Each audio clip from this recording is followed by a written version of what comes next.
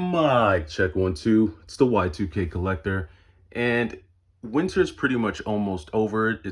Spring is right around the corner, and this is the time that we usually kind of get out there in the field and hunt. But the question that I have today is, what is more, I guess, productive? When I think in terms of time spent hunting for games versus the price that you have to pay for games, where are you going to get the best bang for your buck in terms of not only actual dollars spent, but time value, right? Because there is a value on how much time you spend actually out in the field game hunting.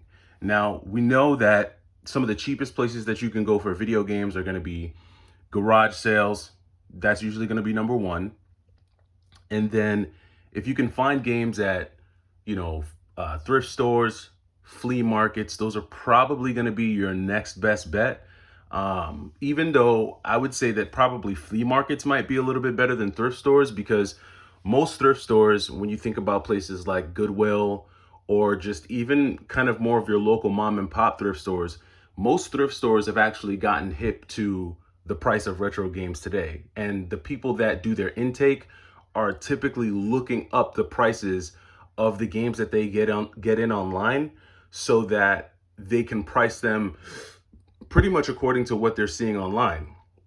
Now, in my area, the thrift stores are actually taking it a step further. Not only are they trying to match online prices, but they're adding an additional, 10 to 15% on top of the best online price. And some of you guys have seen this in some of my videos where you'll have a DS Lite going for $189, or you'll have just, a common 360 game that normally goes for $6, but they'll have it priced at $18. The thrift stores near me are actually going above what you're seeing on price charting and above what you're seeing in terms of, eBay, Mercari, things like that. So, from that perspective, thrift stores just, they don't seem like the best way to spend time. It doesn't seem like a good way to do hunting if I could just sit at home and get better prices on eBay. But garage sales are still a thing. Not all thrift stores are kind of following those pricing practices. So you still have some, they're getting fewer and farther between, but you still have some. And then you have obviously your pawn shops. I haven't had a ton of luck at pawn shops. I think the best thing that I've ever gotten from a pawn shop was a PS Vita. That's it. Like, I don't have a lot of luck with the pawn shops. And then I've had really good luck the few times I've actually gone to yard sales in my area. I actually had really, really good luck. I remember I was able to pick up two DS Lites for $2.50 a piece maybe a year ago. So, but that's like really few and far between. I think that's the only time I've ever had a pickup like that. Facebook Marketplace has actually become more of a tool for me, just because some of my other options have, kind of dwindled away. So Facebook Marketplace has actually become a better option. And, what I find myself doing more so than just like buying games on Facebook Marketplace, actually am running into other collectors who are willing to do trades. So collectors slash resellers. And a lot of times that's where I'm able to do some of my best trade deals.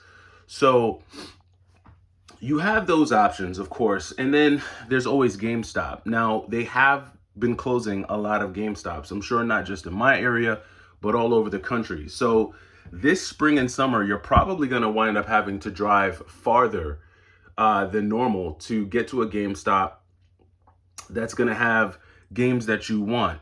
Now, I typically don't use GameStop for modern games. It's a waste of time because GameStop follows the whole, we're going to open the game but still sell it to you like it's new. This is why I don't buy PS5 games, 4 games, or Switch games from GameStop, because they don't sell new games new.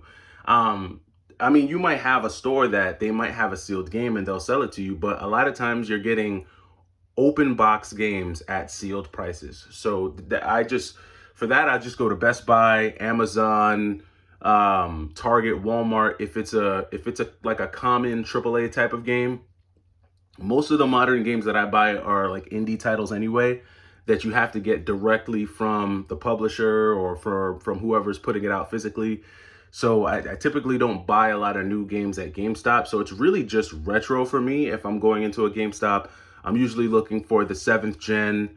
I'm usually looking for, something a little bit more retro. I hardly ever buy a modern game from GameStop unless I'm buying a pre-owned Switch game. There's very few pre-owned Switch games like. I'm not finding a lot of good Switch games like I used to. I remember you could go into GameStop. I remember I'd find games like Double Dragon Gaiden and Ray Storm Ray Crisis series and some of the Cotton games, and you would even find like older like limited run stuff. But a lot of those like niche indie kind of titles that pop up as pre-owned in GameStops, those things are vanishing. So even GameStop, when it comes to a time value, it's kind of like a 50-50. It's a hit or a miss.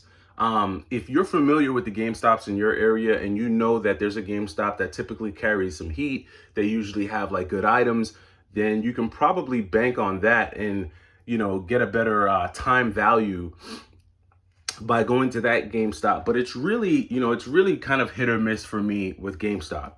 So you have your yard sales, your thrift stores, your flea markets, your Facebook marketplace, your GameStop, and then obviously your mom and pop shop.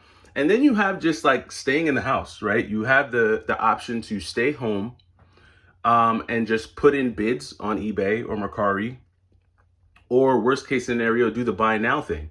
And I think that, overall, it kind of just depends on the types of games that you're looking for. I think if you're looking for more common stuff that's just everywhere, that you'll probably be able to find out in the wild, I think then that might be a situation where getting out, going outside, hitting all those areas might serve you better. But if you're at a point where you're looking for like really niche games, really niche titles, you're looking for a specific, like a specific PS3 game or a specific PS2 game, or you're looking for like a rare DS game, you're probably not going to really get a lot of bang for your buck by searching for those games, especially out in the wild. One, because they don't pop up often. Two, if you do find them, they're probably going to be severely overpriced. And then three, if they're not severely overpriced, somebody bought it already. Like, you just missed it 9 times out of 10. Unless like you're just like, this is what you do and you're on top of it, from sunrise to sundown, you're hitting it pretty much all day, every day. If that's where you're at, then maybe you can find those deals. But if you have other responsibilities and, game hunting is just a small part of your week or your month or your year, then it's going to be a hard time trying to find those deals. So that's where I think, the online shopping, the online game hunting becomes more user friendly for folks who just have a lot more going on. But I'm interested to know your thoughts. Like I said, spring is around the corner. The yard sales are going to start popping up. Facebook Marketplace is about to start popping. What do you guys plan on doing? Where do you think the best time is spent? Let me know down in the comments. I'll catch you in the next video. It's the Y2K Collector. Take it easy.